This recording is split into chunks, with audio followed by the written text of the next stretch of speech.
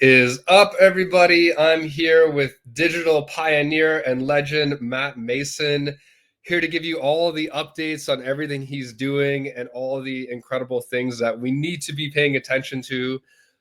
Matt, dude, it's good to see you. What's going on, Chad? Good to see you. Thank you so much for having me back.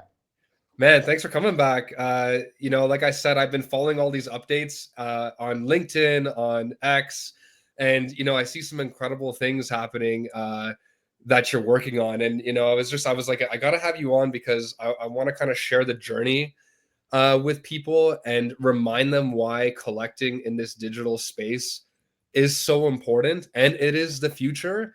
And I feel like so many people have been deterred by the financial aspect and like the value so much that they forget like what's actually brewing here, which is a lot bigger and more important than people think.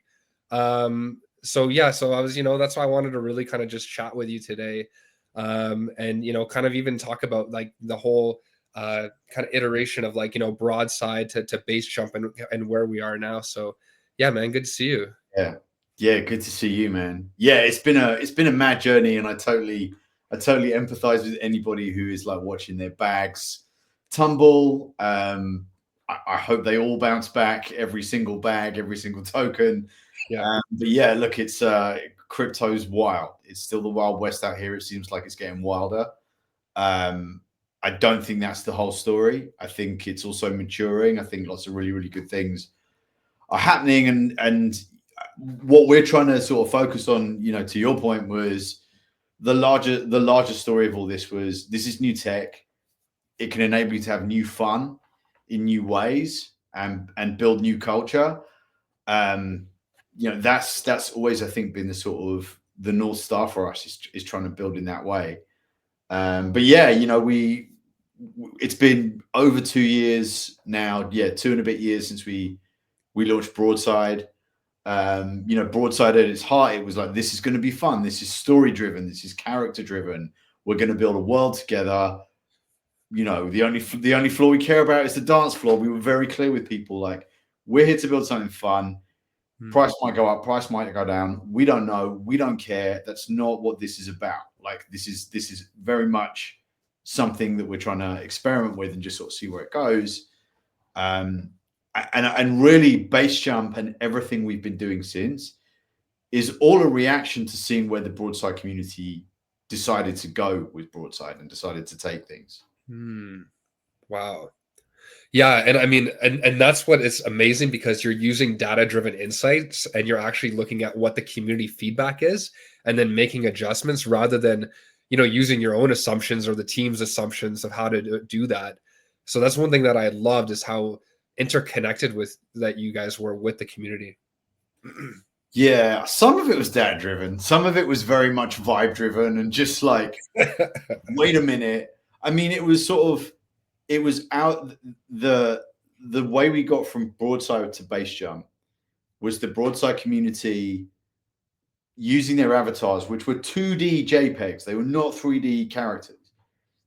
People taking those 2D JPEGs, making their own 3D characters, making their own metaverse spaces like the Broadside Rave Bunker, building their own Roblox games, using the Broadside IP, doing all this stuff, where we suddenly saw how fun it was to have interoperable assets that worked in different places. And sort of while that was going on, we were sort of seeing a lot of the like metaverses of the 2021 cycle really struggling, because they'd built tools, but they hadn't really built games with strong mechanics that kept you playing. Meanwhile, Fortnite, Roblox, and Minecraft, and GTA and GTA 5 and soon to be GTA 6 were just eating everything alive in terms of gaming. And everyone's saying the metaverse is dead. But if you started to really dig in on the data on those platforms, like Roblox is mostly user generated content. On any given week, 19 of the top 20 maps on Fortnite are maps built by single developers on like an all-night coding tear. They're not studios. Like, we're seeing gaming get smaller and weirder and become really powered by user-generated content. but only in games with strong game loops. And then you've got this whole thing around interoperable assets that we were seeing really just supercharging engagement. And we're like, okay, if you have an engaged community with assets they can use all over the place and games with strong game loops where you can build things easily, that's like that secret sauce for whatever is coming next. And that is what we've been sort of trying to get towards with Basejump. Wow. It's so interesting that you say that, because there's been quite a few people that have come to me and been like, GTA 6 will be like a metaverse. It will be like, and if they can incorporate some of those characters as like NFTs, then like you said, that's kind of what the penultimate is, in terms of like, you have this huge open world, you can do things, you have characters that you love. I like that a lot, because we're all learning, and I think that there's some collectibles now that they just, if they don't have that next iteration, they could fall off the interest scale. And like, at the rate that AI is moving and digital technology, like, man, you gotta hold onto your pants here, because it's moving fast. It's moving really, really fast. That was, I think, where like we started to get this vision together, and AI was kind of a big question mark for us. It was like, well, gaming is getting smaller, faster, weirder. AI is going to just accelerate all of that. Like, how do we think about that with Basejump? Like, what does that mean for us? And we started talking to a firm called Community Labs, which is a venture studio building on Arweave and AO. Arweave is a blockchain that is really focused on permanent data storage. So if you store an NFT on Arweave, it's pinned there for at least 200 years. Wow. Nothing's not going to rock. It's going to be there. If you go back and check in 200 years, it will still be there. That's cool. And yeah, it's really cool. It's been around a while. Really solid tech, very well respected community of builders, and a really amazing founder and inventor in Sam Williams. Sam then decided to build this new thing on top of Arweave called AO. So Arweave is decentralized storage. It'll store all your files and stuff. AO is decentralized compute. And what that means is you can essentially run kind of a supercomputer, just like they were using Arweave to run a big like server farm, essentially storing data. Now AO is actually computing, it's actually processing, it's actually making calculations, and then it's storing these large processes as blocks on a blockchain. The bit that's crazy, so this is getting a bit complicated. Wow. So like if you think about most blockchains, you think about Ethereum, you think about Bitcoin, you think about Solana. Most other blockchains, a block size is very small. It can store a very long number, a hash. And to do that, you need about as much compute power as a calculator has. The block sizes have typically been small, and that's why it's actually hard to store things on chain. You can store like a small image or something on chain, but as soon as you start to get into like larger file sizes, you actually can't really store stuff on chain super easily. And Arweave was really designed to sort of think about that.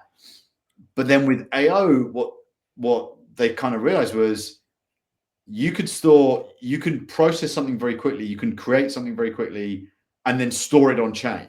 So you could create GTA 6, like something that large, and store it as a single block. And Rockstar's absolutely not going to do this. I don't know why they would do this, but you could release 10 million unique versions of GTA 6 where the map was slightly different, like an NFT collection. Right. And everyone gets their own special version. I don't think Rockstar's going to do that, but I think that's a cool idea. And so we started thinking about, all right, with Basejump, we've got people who want to create their own characters and move them through different games. It's still kind of hard to build games. Even if you're like, even on Roblox, it's still a learning curve. You still got to spend some time learning to build on Roblox or on Fortnite or wherever.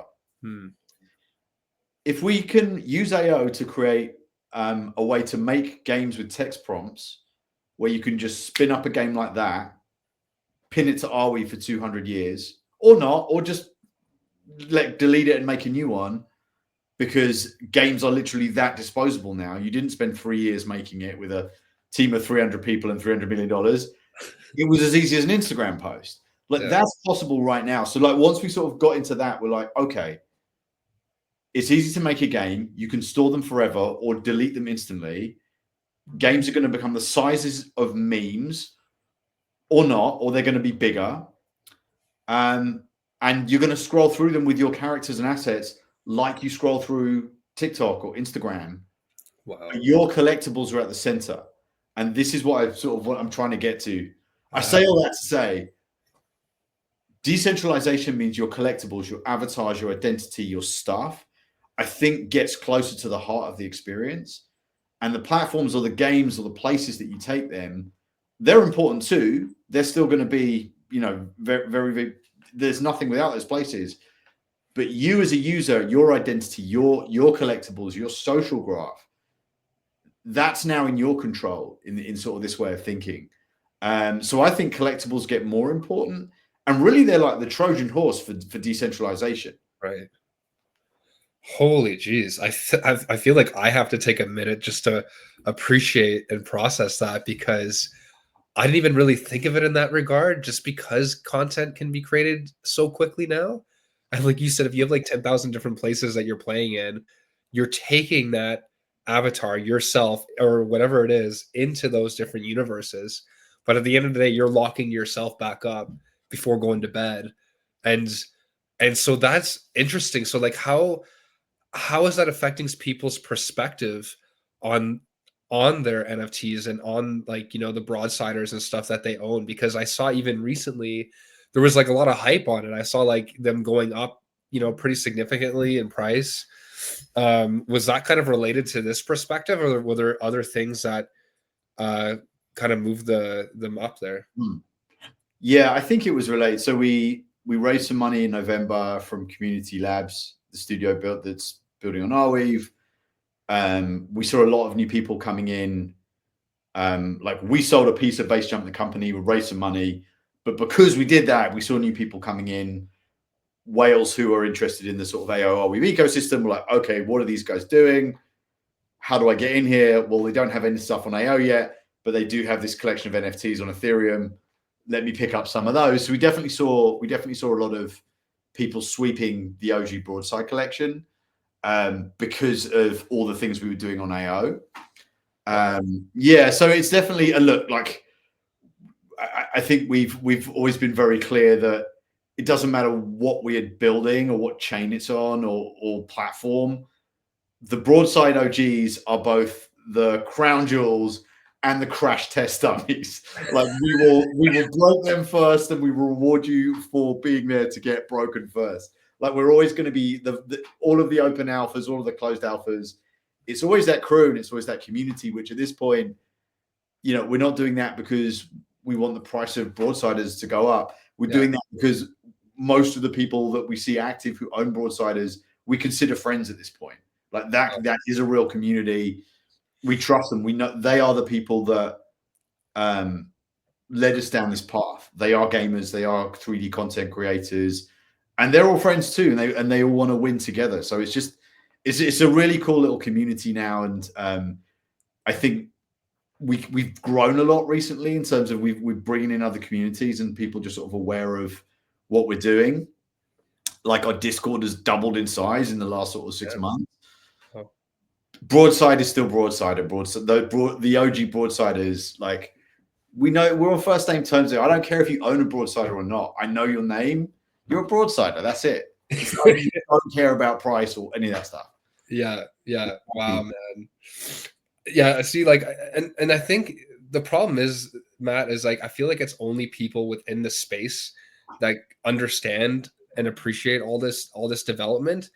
But what do you think is happening at like a macro lens? Like to be honest, like this whole cycle, the only time that it was really exciting was really November 2023 till like February or March 2024. It was kind of like this really short, and then it's just been kind of lingering up and down. Like obviously Bitcoin's been doing okay, but like, this whole crypto bull cycle, bear cycle thing is kind of getting annoying. Like I'm like, man, like I want this digital space to continue to grow. And how does like what do you think's happening at that level? Like, do you think it's just that people don't understand the technology, or maybe that the world is not adopted to it yet, or Is it too complex for people to understand? Like, like how do we get that more mainstream adoption?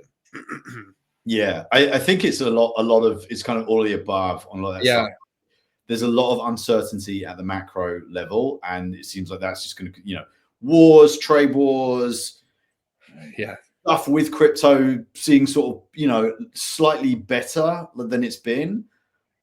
Like on the one hand, but then the macro stuff just completely muddies all of that, because if the macros aren't good, it doesn't matter if the crypto regulations, any good. It just sort of, it all looks uncertain. So everybody's risk off and no one's investing in anything. yeah, But I also like just that the casino around crypto really distorts everything. Chris Dixon from A16Z has this idea of like the tension between like the casino and the computer in crypto. And I'm very much like, I've been here for the computer from the start, and so is Vector, my co-founder. It's just how we think about this, and we're very aware of and in the casino too. Like yeah, my meme coin bands are not looking good, but like it's fun. And it was always like, I've always sort of treated it that way. Like, okay, it's not a Ponzi scheme, it's a Ponzi game, but it's not, it's kind of icky. And if you're on the outside looking in at that, it's just like, why on earth would I get involved in this? I totally understand that perspective. Um, the thing we're trying to do with Basejump is use a technology stack that includes blockchain, that includes AI, that includes 3D interoperable gaming assets, to make new types of experiences, with games and within gaming. Like, we want to show gamers something they've never seen before, something that's just magic and just amazing. wow, Like the first time you saw, I'm gonna age myself here, but like the first time I saw like Sonic the Hedgehog and there was parallax scrolling and the background was moving at a different rate, I was like, what the fuck is happening? The first time I saw Doom and it was 3D, I was like, oh my god, this is basically just the same as really killing someone. It's that realistic. Like, you have these moments with gaming, and I'm sure you I've have, had the same. yeah, like different moments where it's just like, what did I just see? Like, what the fuck was, like, how did that work? Yeah, Spinning up instant games and having assets you can take from one to another, and then they work in social networks or they work in Roblox or Fortnite. I think that's a new kind of unlock. It's a new thing where it's like, oh, okay, this means new fun and culture and stuff is just possible now in a way that it wasn't before. So we're really trying to push to create a platform where that's just reality now. It just makes things different. yeah. Wow, that's so interesting. And I'm curious of pushing your brain on like the AI part, because what I noticed it's similar to what you were saying was, because there's so much uncertainty in the world, but also because AI is so prevalent now, there's so many more people just randomly generating coins. There's also random NFT collections that even copy other collections like Bored Apes or something. They have subtle variations and people can create them instantly. And then I find it interesting because like we talked about how, broadsiders, for instance, the OJ broadsiders, like, like you're taking your identity somewhere. But with the amount of AI that's happening, like things are just getting more and more saturated because it's like almost harder to have that distinction now within a collection or within in a game. Um, so I think what I'm trying to say is like I think that really goes to the back to the importance of the community.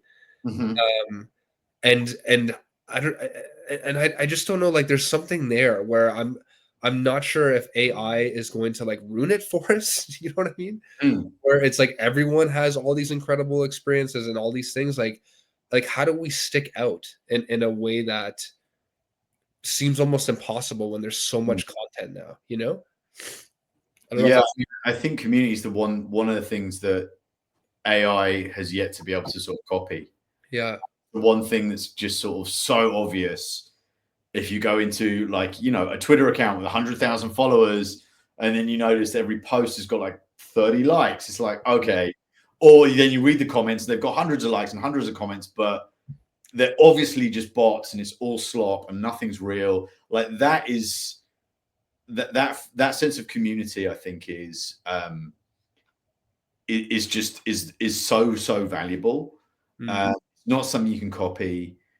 And I think for us, like building a platform that makes it easier for communities to form around a shared collection of assets that they own or collectibles that they own, because they like those things.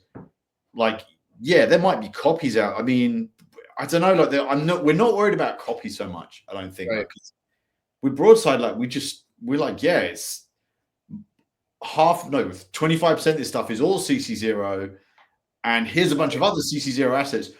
Make as many things as you like, make as many copies as you like within these sort of parameters, or you've got a character with full commercial rights. Yeah, go and do whatever you want with it. And for the most part, that played out pretty well for us. We saw a few bad actors do a few things, like say they were going to do things and take money from people and then not do them. That sucked, and it was bad. It was bad for the community, and it gave me, as a sort of like copyleft advocate for many decades, new appreciation of, oh, okay, that copyright thing's maybe not such a bad idea after all. But like by and large, even after that, our community's like, please don't like take away our ability to do stuff with this. Like, it's really good to be able to copy stuff within the confines of Broadside. And all it did for us, for Dazzleship, Basejump, the company that owns Broadside, was make things better for us. It kept our community more engaged by letting people copy stuff.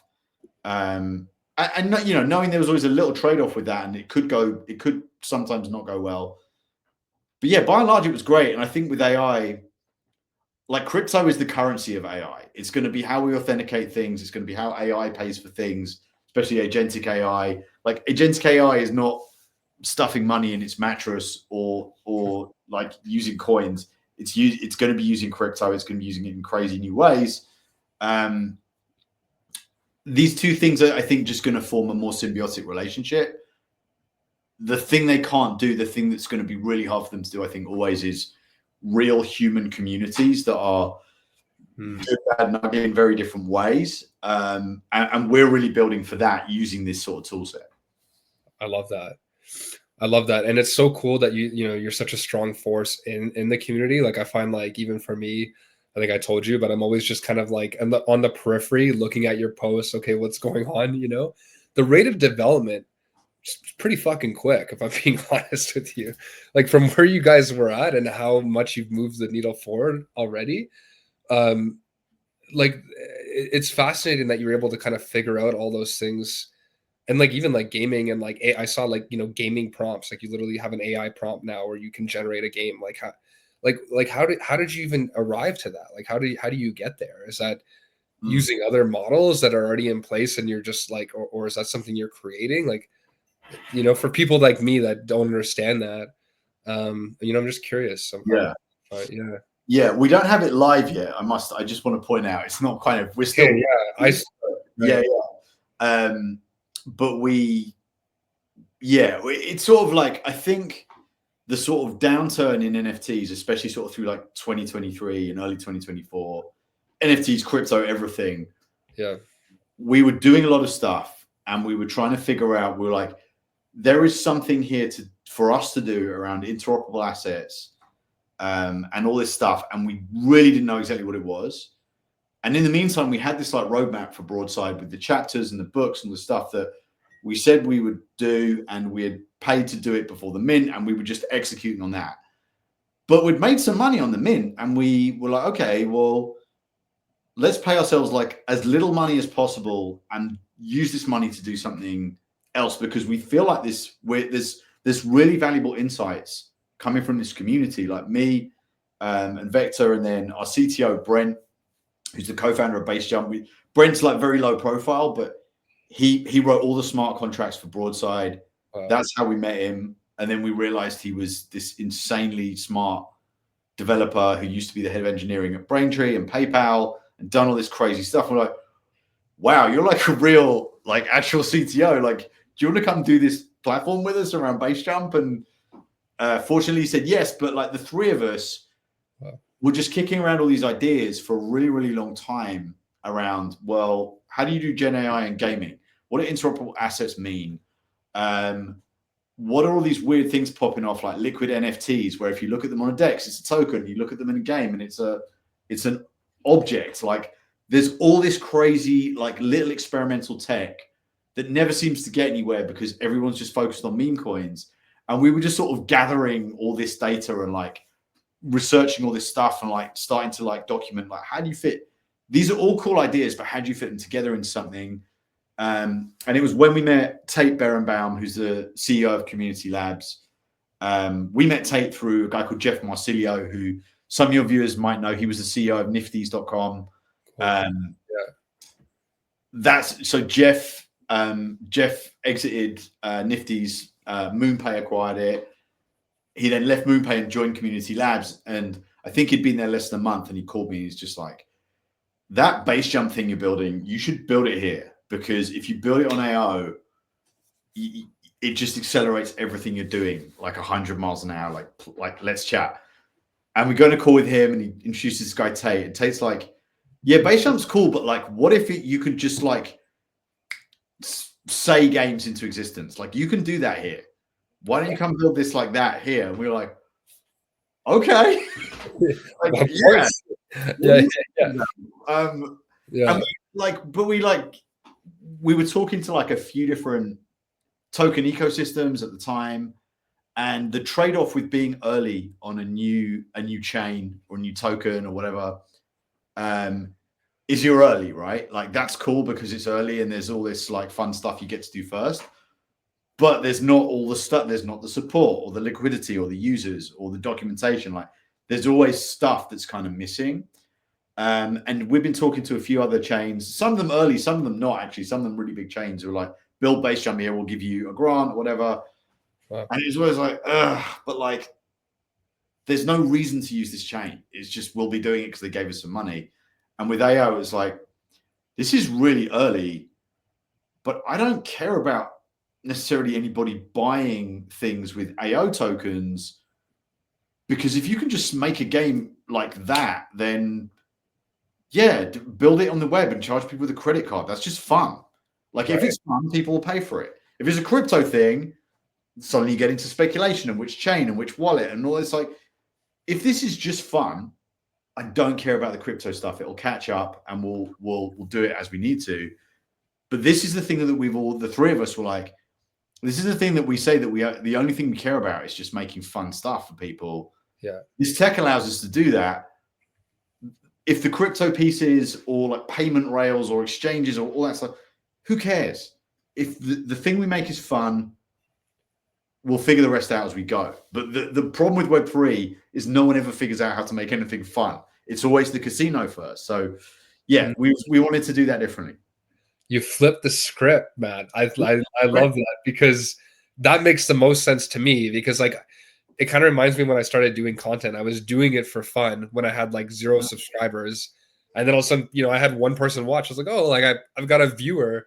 Do you know what I mean? Yeah, yeah. But it wasn't like because I was trying to get viewership. It was just like I just wanted to talk about this stuff. So the fact that you're making it fun, I feel like everything else will be a byproduct after the fact, right? And it's like that's the way to approach it. That's really the hope. That's the hope. Yeah. And I know that you're also launching the Action token, right? This Friday. We're launching the token this Friday, and this sort of. We were like, we were planning to do this kind of maybe a year from now. That was initially the plan. But when we started building Basejump and when we started kind of plugging into the AO and Arweave ecosystem, Sam Williams, the inventor of AO and Arweave, reached out to us and told us that he was doing this new thing called the PermaWeb Index, which is a way to earn, like if you stake an AO token, you earn a yield, right? Like I'm trying to let me think how to explain it. It's like if you stake Ethereum, you earn a little bit of Ethereum. Right. Just like if you open a bank account, you get interest. It's the same kind of basic idea. If you stake AO, you can just earn your little bit of interest or your yield as AO tokens. You don't have to do it as anything else. But they've introduced this new thing that launches this Friday called the Pi token. PI stands for PermaWeb Index. March 14th is National Pi Day, so it's launching Friday. But the Pi token is essentially, it's a few different tokens in one token. So 30% of it is AO tokens, 30% of it is Arweave tokens, and then the remaining 30%, you can split between projects building on AO and Arweave. Wow. And it's launching this Friday with, I think, 5 projects that are in this sort of little split. And Sam said to us, look, I like what you're building with Basejump. We know you guys weren't planning on doing the action token just yet, but we would really like Basejump to be sort of one of the flagship projects that we put on this Pi token thing. So then you as a user, if you have, it's sort of a way for us to maybe even skip around a VC funding or like skip VC funding altogether. Yeah. So if you have your AO staked, you Chad, you have say 50 AO, you stake it, you're earning a yield, and you choose to earn that yield as Pi tokens, and you select to get action as some of those tokens, the interest you earn will now be in action tokens. What that means is we provide those action tokens, we exchange them for AO tokens that we Basejump can then go and sell and finance our business. So it's like a crazy, I'm talking about fun, and then we instantly get into this like insane crypto level of what? But it's really like, it's pretty complicated. But what Sam saw was a way for Action and Arweave, people staking Action Arweave, to earn tokens of things in the ecosystem, and the people building those projects to actually start getting paid AO tokens, which they can then go and sell to fund their business. Like, it's income for startups within the ecosystem without anybody having to raise VC money. And most importantly, I think, is you as the person staking your tokens, you're not having to give up anything. You're not going to lose any AO tokens because it's just your interest that's coming back. So like, he told us about this. It was like, if you guys want to go first, if you guys want to be one of the first, we'd be super into that. What that meant was we had to go from 0 to 10 billion tokens in a really robust, well-researched, peer-reviewed white paper in about 3 weeks.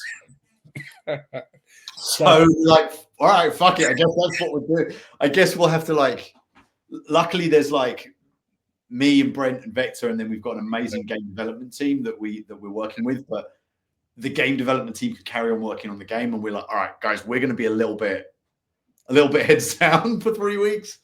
And it was, the good thing was, because we've been talking so much about so many like harebrained things you might do with an avatar, like turn it into a node or liquid NFT. We had all of these different threads of the cool things you might do with a token that could also work as a game asset.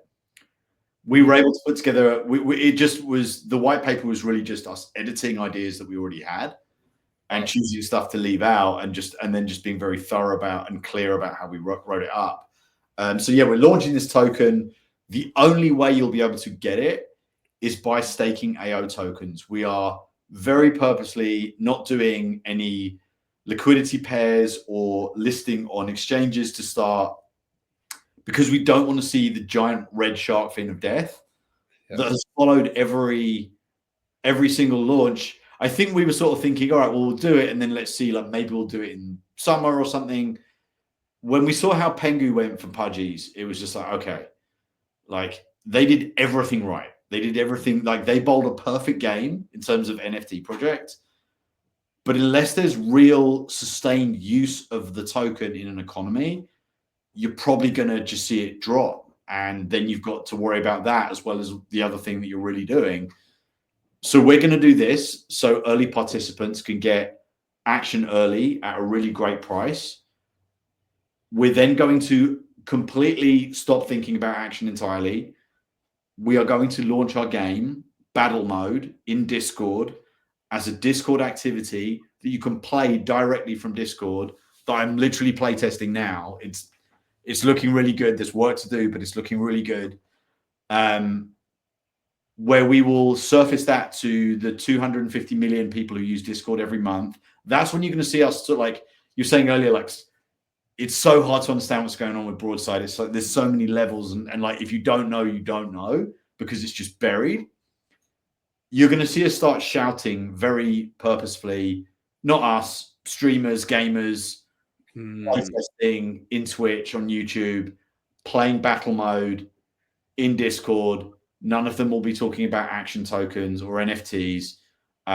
If you want to click out and see that actually that thing you just earned is an asset that's on a blockchain, that's on AO, and you can put it in a wallet and go and take it somewhere, you can do all of that stuff. Your keys will be there from day one. Wow. But if you're a gamer and you play games on Discord and you don't like NFTs, you don't know what they are, you don't care, why should we have? We don't care either. We just want you to have fun and maybe play a game. Like, that's the game. Smart, man. And like, I think I told you there was so many people that were kind of like, that are my friends that are more crypto savvy than I am, like talking a lot about what you're building, and saying similar things like, oh, we need to really be paying attention here, like, and even can you explain, Matt, too? They were talking about, like, the node and other opportunities, like what, like, for people that don't know, what does that even mean, like? Yeah. So a node is a way to validate the security of a network. And it just says, like, within the sort of context of a blockchain based network, what that means is whenever there's a new block processed, nodes validate that block actually is that block and that the calculation was correct and there's no bad actors. And this is, I'm trying to explain it simply as I can. It's a way to secure the network. And the more nodes you have, the more secure the network is. So if something's completely centralized, there are no nodes. There's one node. Right. And that's, in some ways, that's not very secure. Unfortunately, that's how we do a lot of things in the world. Ethereum has like 3,000 nodes, I think. If you want to spin up a node and start validating the Ethereum network, I think the buy-in is like 32 ETH or 34 ETH or something. It's a large quantity of money. And then you can actually mine, you can validate blocks and you can mine blocks and you can do all this stuff. And it's worthwhile if you have money to do that. We started thinking about a world where, what if a node, if on AO, if you're completely decentralizing computing power, and if the network is just little pieces of everyone's hard drive, like kind of the same way like BitTorrent used to work back in the day, then we can sell you an action figure for $10 or $20 or give it to you free. And that can be a node that can validate the network because that block can compute. Wow. So let's turn these action figures that we're making that work in thousands of worlds and games and can talk using AI voices and do all these things. Let's just make them into nodes. And then if we get 100,000 people playing our game, we have 100,000 nodes validating the action network compared to 3,000 on Ethereum, which is still good. But like, the thing about AO is just like, it's very early. There's no docs on it. You can't just easily find this information. And it's almost like Tate Berenbaum from CUNY Labs said at ETH Denver, he said he felt like working on AO was like working on like alien metamaterials. Like we're reverse engineering a flying saucer or some shit where it's just like, it's crazy. None of us know exactly how it works. We keep finding things. We're like, oh shit, action figures can be nodes now. Oh, let's build that. And so, yeah, we put that in our white paper and we're building that now. So, oh my God, that is so cool. I appreciate you, kind of like spelling that out for everybody, because, and this is where I find it so scary because I'm like, the technology just keeps moving so fast that I'm like, I don't know, like, what's the next iteration of what you're saying now in another year or two, right? But it's like, and it's interesting because we all hold on to these old ideas of how things should operate, whether that be NFTs, whether that be crypto, whether that be the bull cycle, when, really this forward momentum and kind of taking chances and embracing this is kind of the way forward. And how do you think they're going to do with like the marketing perspective? Like, I know you're saying like, they're obviously, very futuristic in terms of like, what they're being able to accomplish. But like, kind of what's the path there? Are you kind of anticipating that the game does just like, really well, and then that kind of speaks for itself? Kind of, because I know from what I understand about marketing is like word of mouth is pretty much the best you can do when you're having fun and you say to your brother, dude, I'm playing this fun game, like download it, right? Like that's probably the best way. I 100% agree. And the reason that we're prioritizing building for Discord is, of all of the places where games are marketed, the only two channels where you're really seeing strong organic growth, which is all the word of mouth growth that you're describing, is Telegram and Discord. Every other channel, mobile, Steam, the consoles, PC, it's really, really, really hard to break through. The only other one that's sort of coming back slightly is browser-based games. So we looked at Telegram, and it's like most of the games on Telegram, like it best serves a kind of sort of tap to play environment. It's not really designed for 3D assets. Phones aren't quite there yet for games with lots of 3D. And the game we're building, Basejump Battle Mode, our first game it's kind of like Smash Brothers. So you'll bring in your character, there'll be another character. It's all broadside IP to start with. And as well, it's kind of like Smash Brothers meets rock, paper, scissors. So you have your character, but then you have the stuff you bring into the game. So you can fight, you can kick and punch, and you can like do melee attacks, but you'll very quickly start earning. You beat a character with nunchucks, and now you've got some nunchucks. And then there's guns, and then there's armor, and then there's special objects, and then there's food and drink, and all this stuff. So the things that you bring into battle and how you choose to equip them will also affect how the battle plays out. It's skill plus the collectibles that you actually bring in. Yeah. And that's been really fun. But we were like, look, let's build this for Discord, because we're really seeing strong organic growth in Discord. Games are growing to tens of millions of users with very, very small marketing budgets here, in a way that's just not, it just doesn't happen that way on mobile anymore.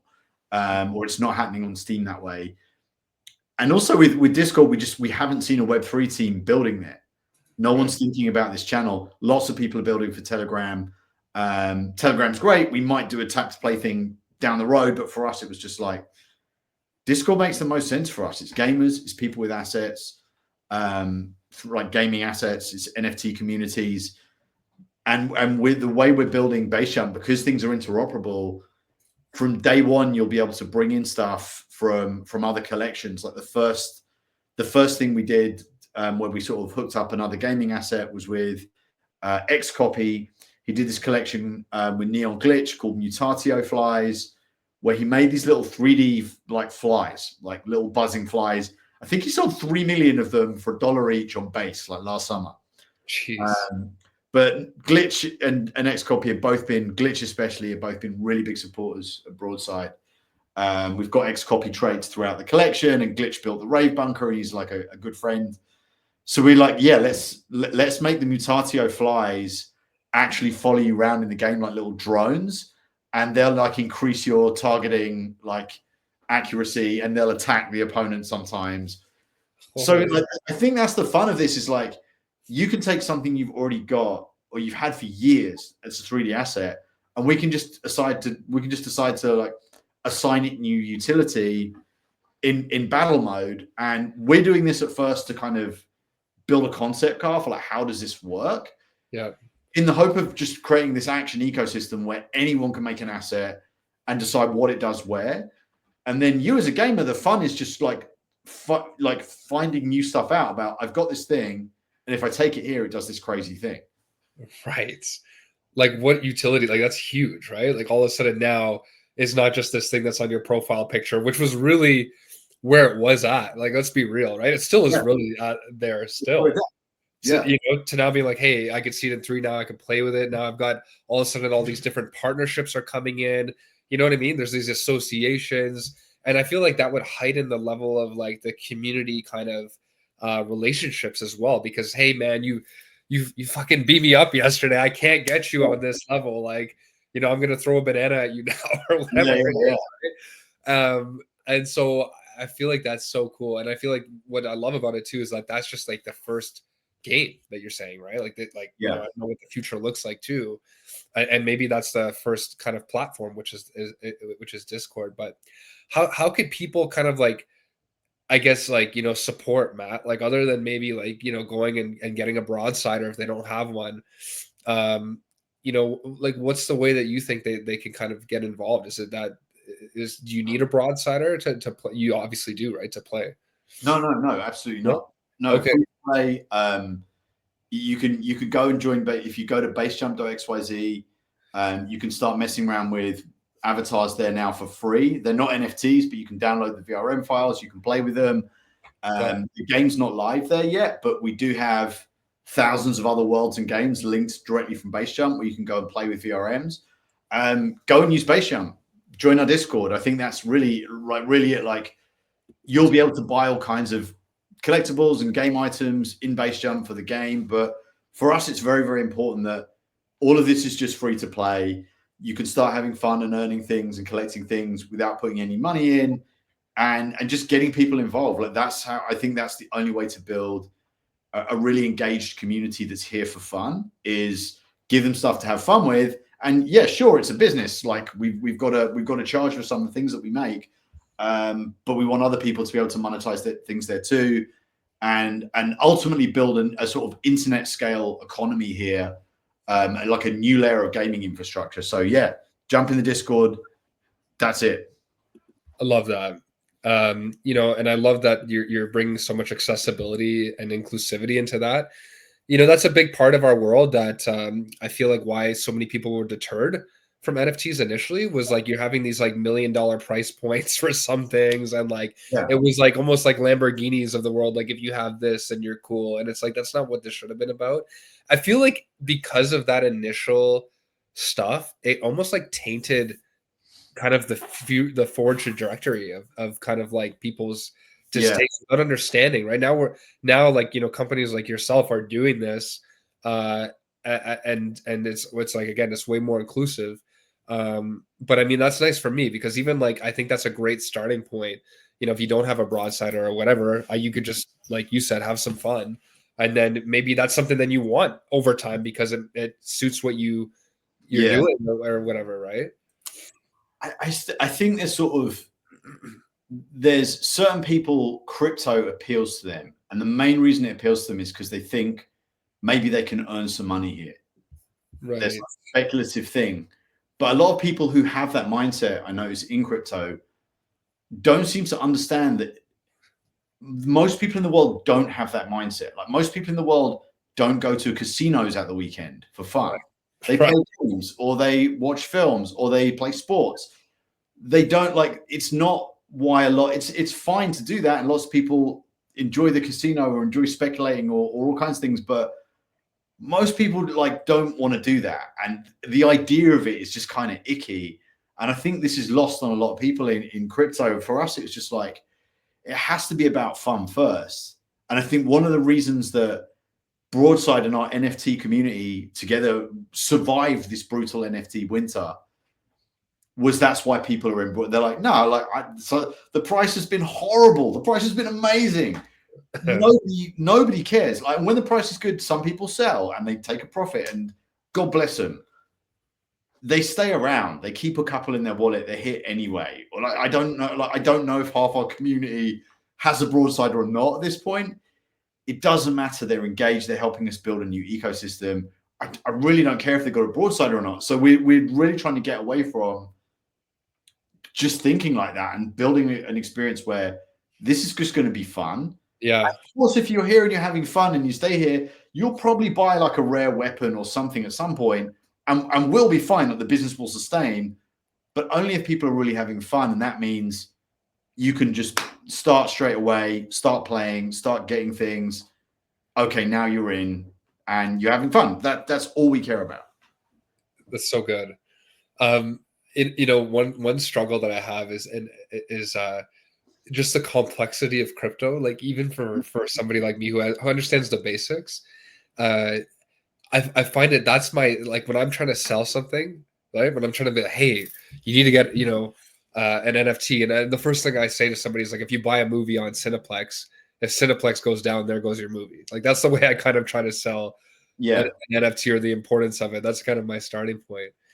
Um, and so what I like what you're doing here is that, like, you know, you're starting with that thing that they're already familiar with. I feel like that's more the bridge than it is like all the back end discussion. Like, you know what I mean, Matt? Like even yeah. um so so kind of what are your goals like now for like base jump and stuff for the next, like, you know, 5 years? Is it like, you know, you're just continuing to have fun and like you're, you know, pioneering things, or is it like, hey, you know what, like we want to grow into this, you know, kind of like world leading kind of like digital collecting slash like gaming metaverse? Like, you know what I mean? Like what is it that you kind of see for the future? Yeah, it's a good question. I think about sort of 5 year plan is sort of, I really think about it as like the size of the economy that we're building, which is the wrong way to think about something fun in some respects. But what is what I mean by that? So right now, the focus is to build a game scale economy. What that means is a game that's fun. It's in Discord. It's on browsers. People are playing it. They're interacting with assets, and there's a little economy growing. Like you can buy things, you can sell things. That's an important thing, I think, that gamers don't really think about with NFTs. But once you can start selling things to each other, like having little marketplaces within games where actually the things are interoperable assets and you can put them in wallets and all the rest of it. That's not the first thing you say. The first thing you say is this is a fun new game. It's like Smash Brothers in Discord, but with weapons. That's what you don't talk about. They get into that stuff later. Like then people get sort of arrive at that. We're going to start there. We're going to make the game really, really fun because that's the only way to scale any kind of platform that's based on gaming. It has to have a core game that is fun. Once we've sort of got that there, the next thing we're thinking about is going from game scale economy to creator scale economy, which is more, okay, the game's fun. Now you can make your own levels for the game and you can design them however you want using action, the AI text prompt thing that we're going to build that hopefully sort of rolls out end of this year. So first thing will just be like fun game, bit like Smash Brothers in Discord. No one's going to have to know it's got anything to do with crypto or AI or anything. The next thing that kind of rolls out is, okay, AI tool set. Now I can make levels. I spend action to make those levels. I earn action for making those levels. Now you go from game scale economy to kind of creator scale economy or culture scale economy. I think where we go 5 years out, once this sort of next internet, like 5 years is a long time. Think about how powerful your phone's going to be in 5 years. And think about what all the kids who grew up playing Roblox, which is now the size of Nintendo, Xbox, and PlayStation combined, are going to be demanding from the internet. I think in 5 years, the entire internet is running on game engines. And I think what I hope for us in 5 years is we've gone from game scale economy to creator scale economy to internet scale economy. And that's not to say that action's going to be running everything and there's no more whatever. I don't think it's zero sum. I think there'll be lots of chains and lots of layers and game engines making that happen. But I hope that action is a really important piece of key infrastructure in that sort of next version of the internet. None of that happens unless this little game right now is really, really, really, really fun. So we're sort of trying to focus on that. But yeah, definitely a journey with a lot of stages in mind. So cool. I mean, I to be honest, I didn't even really comprehend how amazing that could be. Like to think that like now I'm the user creating my own experience, from things that I've already learned, and just how rewarding that might feel as well for people to be like, I really like this part of the game, but now I'm kind of thinking like I would want to add this or that, and like that is so cool. And then like you said again, that's like that natural evolution of how something could progress is like when when everybody has a part of the pie in a sense. So yeah, that's really cool. And when's the kind of like the anticipated launch date for that game, Matt? We're saying spring. Nice. Yeah. Because that's how game launches go. Yeah. And one day the team's like, yeah, no, everything's on track, and the next day like, oh god, we need another week on this thing. And so we're not trying to be, I've never launched a game that came out on the day that we first picked. It just doesn't happen. We feel pretty good about spring, and like we have there's a closed alpha I can send people a link to now. I'm not going to because it's not quite there yet, but I do hope to be sharing a closed alpha with at least the sort of early broadside community, maybe end of this week. The only place we'll be doing that is inside Discord. So if you're not in the Basejump Discord already, do get in there. That's where all this stuff's going to be going down. Unbelievable. Matt, you're a legend, dude. Thanks for coming on today. Guys, yeah, man. Everybody make sure to follow Matt. Make sure to get into broadside. And like you said, like it's not like you need to own a broadsider. You can get into that Basejump. I think it's .xyz, right? Right, Matt? Basejump.xyz. Yeah. Yeah, exactly. So yeah, like, let's keep in contact. I'm looking forward to the game. I'm gonna take some cool videos and stuff that I've seen all over the place and just kind of superimpose them on top, because I feel like people need to see this. But thanks, man. I really appreciate you coming on. Yeah, thanks, man. Always. Thanks so much. Yeah, take care, boss. Cheers, man. See ya. Bye. See you later.